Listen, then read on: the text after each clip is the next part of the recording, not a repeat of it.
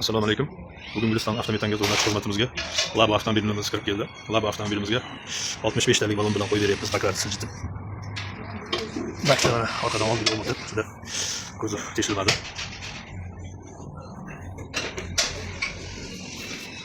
Oldiga klaydor yuqumlari bilan sho'rlik o'rnatib beramiz.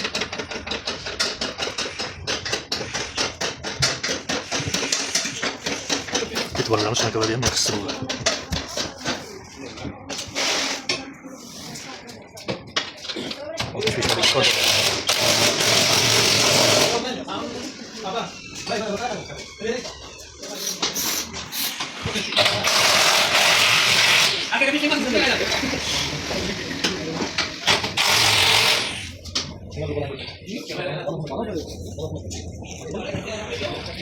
Kobaltimiz zaminga kiryapti.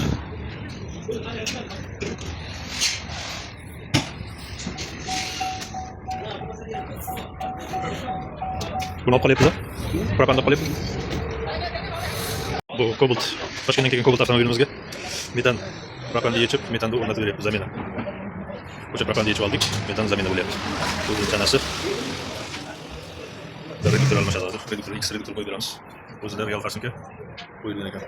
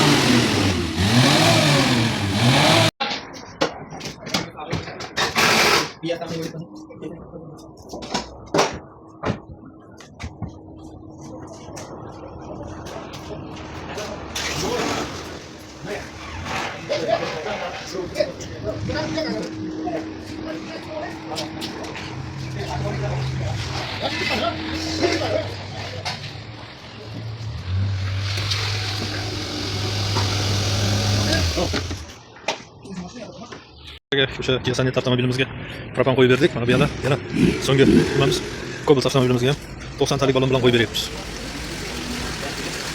90 talik Cobalt avtomobilimizga X original reduktor qo'yilyapti. 01 parsunka. Stak qo'yib berdik. Olib kelyapti, chiqyapti, qarang, chiqyapti kelyapti.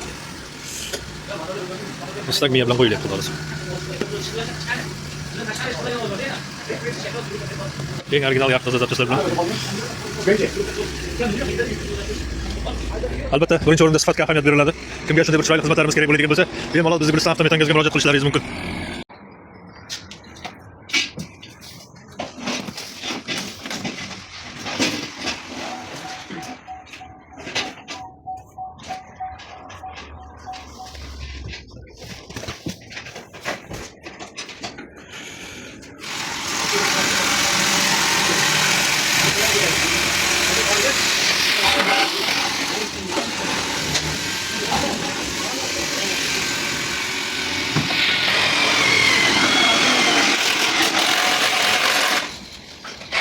Kobaltımızda ham aylarni ko'tarib 90 talik balon qo'yib berdik.